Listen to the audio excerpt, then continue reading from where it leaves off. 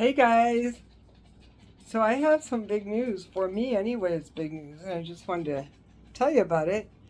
So, um, this morning I had posted up a note on my Facebook page saying that I was going to go to the farm where I believe my dad worked, lived, and passed away on, because they had a tenant housing there where you could rent, I guess, a place to live on the farm while you work there. And I do know for sure that my dad worked there because it was in his obituary, but I didn't know if that's where he died. And I was trying to find out where he lived when he died. So this morning I posted up a note on my personal Facebook page letting everyone know I was going to go to the farm tomorrow where he worked at, to see if anybody could remember him. He died in 1978. And I'm sure, there's got to be people who are still living who would remember him. I'm not sure if they would be working at the farm anymore, but that the same family has owned that farm for generations.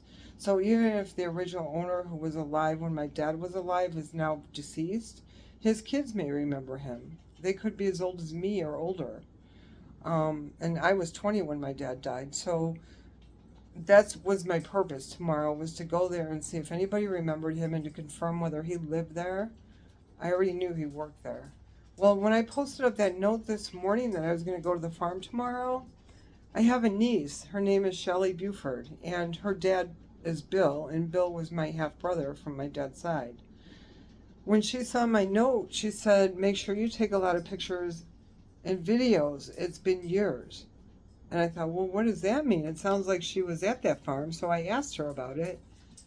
And like I said, I asked if she was at that farm and if she knows if my dad lived and died there and worked there, obviously. And she said, yes, he did. He lived there, he worked there, and he died there. I was in shock. Right in front of my face is the answer I needed. And Shelley, I think she's a couple years older than me. So either a couple years older than me or a year or so younger than me. She's right around my age somewhere. So she would remember my dad. She would remember very well when he died. Because like I said, I would have been 20 when he passed away. Or I would have been 19. I would have been 20 that year, but he died in January, so I was still 19.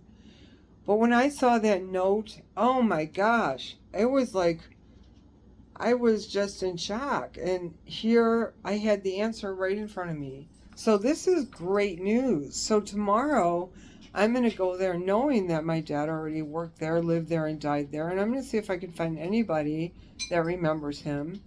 I'm going to have pictures of him that was sent to me by a nephew of mine.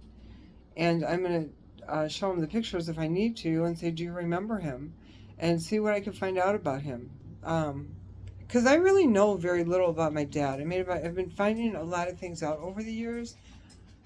To think I started this search for my birth father about 4 years ago. And when I started this search 4 years ago, I didn't even know his first name.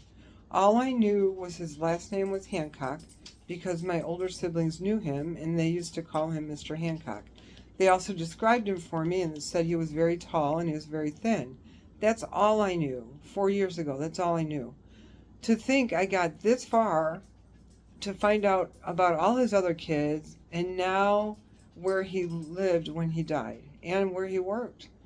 It's just incredible to me.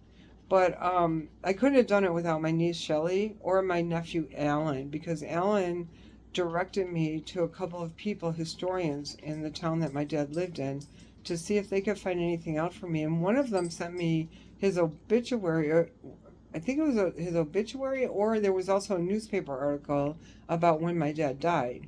Because my dad died shoveling snow, so I guess that's why it was in the paper. And he was the first death that year from that kind of incident where it was a shoveling snow that they said caused him to have a heart attack and pass away. So in one of those articles, they listed this farm that he worked on when he died. And so that's where I would have never known about the farm if Alan didn't direct me to these people that helped me. So I am so lucky. I am so blessed. And I just can't believe this. This is like huge news for me. So I just wanted to let you know I'm going to the farm tomorrow to see where my dad worked and hoping I come across somebody that remembers him. And I was going to go to Walmart today and buy some flowers for my pets outside. I didn't like the flowers they had, but now, after I found out this information confirmed about my dad, I'm going to go to the farm tomorrow, and maybe they might have flowers too. And if they do, I might buy flowers there. Wouldn't that be something to get flowers off of the farm that my birth father worked in to put outside my house?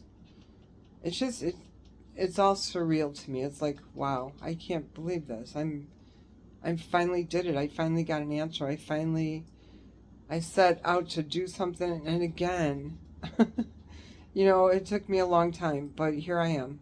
So don't ever give up, you guys. Whatever you set out your mind to do, keep going. Keep going. Don't give up, because you won't get the answer if you give up. Until you absolutely have no other options. I mean, I was willing to go door to door and knock door to door to see if anybody in that town remembered him.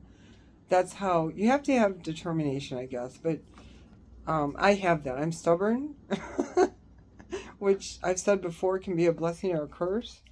In this case, it was a blessing. And in a lot of cases, it's been a blessing. So anyway, that's my news. I thought I'd share that with you because I thought it was pretty cool. So tomorrow I'm going to the farm where my dad worked, lived, and passed away. And we'll see what happens from there. I'll post pictures and videos. Talk to you later. Bye-bye.